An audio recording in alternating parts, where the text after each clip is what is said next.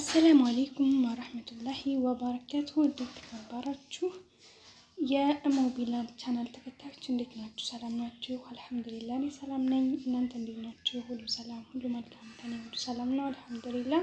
ሰላማችሁ ይብዛ። በመጀመሪያ ቻናሌን ቪዲዮን ስታዩ ላይክ፣ ሰብስክራይብ እንዲሁም በቪዲዮ ያለ አስተያየታችሁን በኮሜንት እንድጽፉልኝ በአክብሮት ጠይቃለሁ ማለት ነው። ወደ ዛሬው ቪዲዮ ስገባ ስለ ኢሞ አጠላለፍ ወይም ደግሞ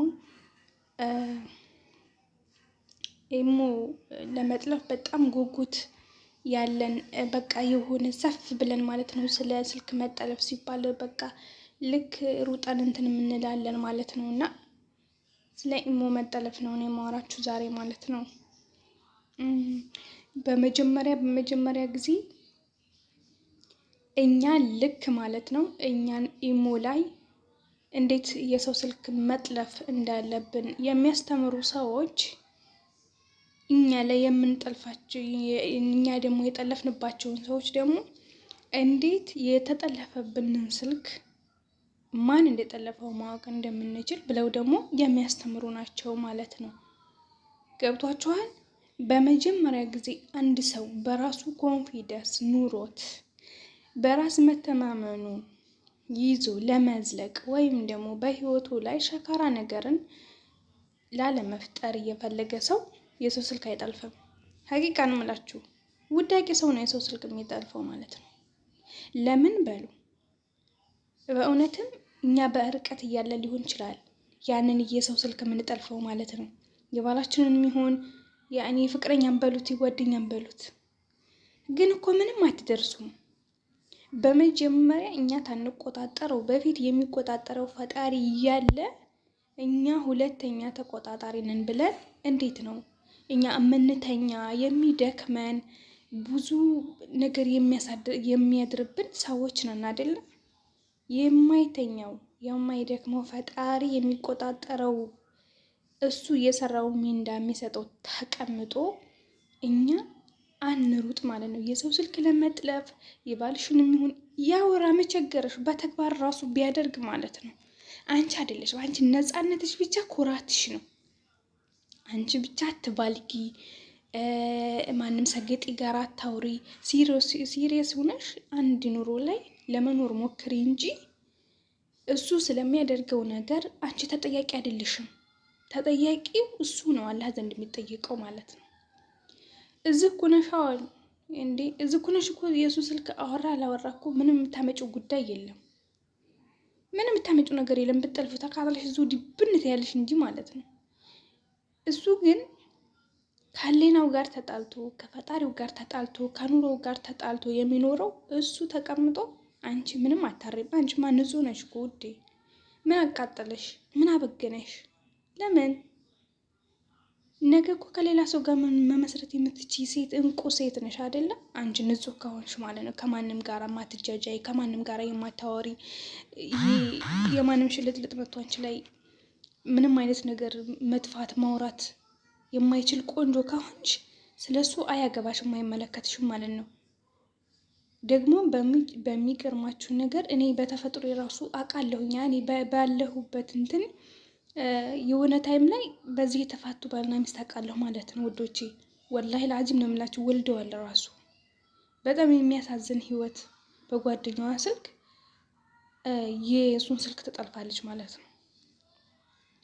ከዛ ግን ይሄው በዛይ ስበብ በነገራችን ላይ ወንድ ልጅ ከስንት አላህን የፈራ ነው እንጂ ሶላት ያኔ ማለት አላህን ባይፈራም ራሱ በዲኑ ጠንካራ ራሱ ባይሆን እንኳን ራሱ አለ በራሱ ንጹህ የሆነ ወንድ አለ። ገብቷችኋል? ሁለተኛው ወንድ ደግሞ አላህን ፈሪ አለ። እንደዛ ካልሆነ በስተቀር ወንድ ልጅ አያርፍም። ይሄንን አምነሽ መቀበል አለብሽ። ወደዚህ ሀገር ትኬትሽን ቆርጠሽ እዚህ ስትገቢ እሱ ሙኽ ውስጥ ሌላ ሴት እንደምትገባ ይሄንን አምነሽ ነው። ምክንያቱም ወንድ ልጅ ይሄው ነው፣ ምን ቢሰራም ባይሰራም መልከስከሱን አያውቁም። ያን ሁላ ተከታትዬ ዘልቀዋለሁ የሚገላፈጠው ጋር ሁሉ ብለሽ ታያሽ። እዚህ የመዳም ታሰራርሻለች በመዳም ስራ። ከዛ ደግሞ የምታሪበት ይመጣልሻል ማለት ነው። ሌላ ስራ፣ ሌላ ምንም አታመጭም። ከዛ ተማረር ውድ ማረር፣ ከዛ በሽተኛ ሆነሽ ቁጭ። አይ እናም ዋናው ለሰላም የሰው ልጅ በሰላም ለመኖር የውስጣችሁ እምነትም በዚህ ሰዓት እምነት ቢጠፋም ግን የውስጣችሁ ራስ በራሳችሁ ማለት ነው መተማመን በራሳችሁ በቃ በራሳችሁ ላይ እምነት ካደረጋችሁ ስለ ሰው እምነት አይመለከታችሁም። ያ ሰው ቢታመን ለራሱ ነው፣ ባይታመን ደግሞ ለራሱ ነው ማለት ነው። ገብቷችኋል? ከእናንተ ጋር ምንም የሚቀንሰውና የሚጨምረው ነገር አይኖርም ማለት ነው።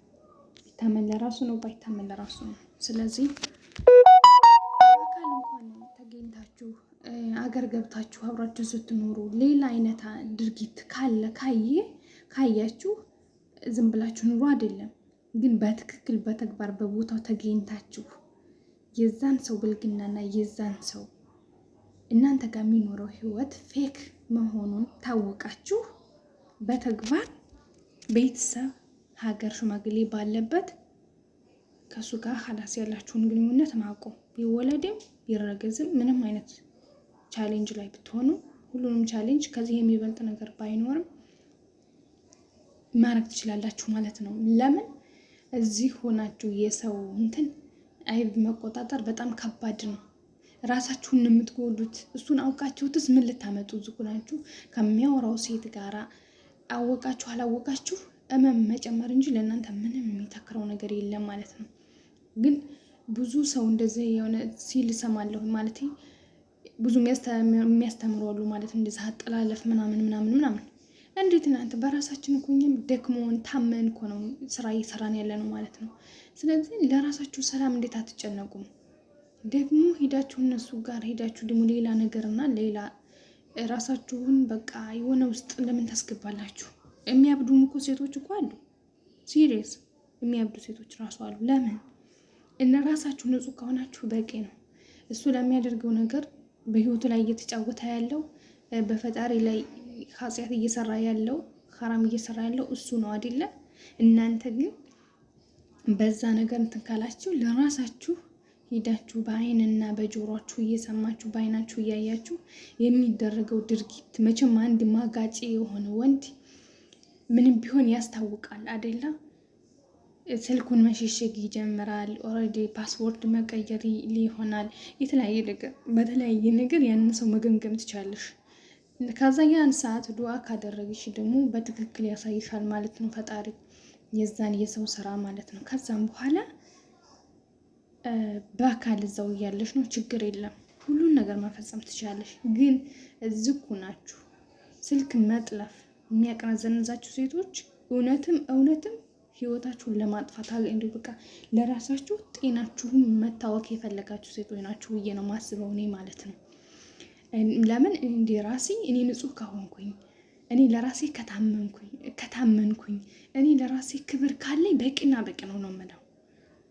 ምን አገባችሁ እናንተ ያረገውን ቢያደርግ ያ ማለት እናንተ በላያችሁ ላይ የሆነ ሌላ ነገር እየሰራ ወንድ አብራችሁት ኑሩ አይደለም።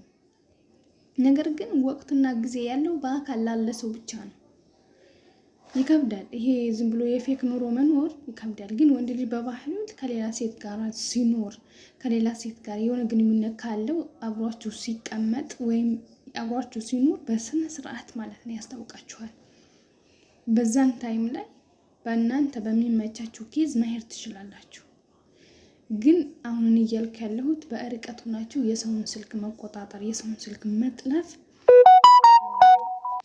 በቃ እንትን እያላችሁ ላለ ሴቶች ነው ማለት ነው። እና ቻናሌን ሰብስክራይብ አድርጉ፣ ላይክ አድርጉ፣ ሀሳብ አስተያየታችሁን ኮሜንት ላይ አስቀምጡ። የዛሬው ቪዲዮ በዚሁ ያበቃል። ሰላም አለይኩም ወራህመቱላሂ ወበረካቱ።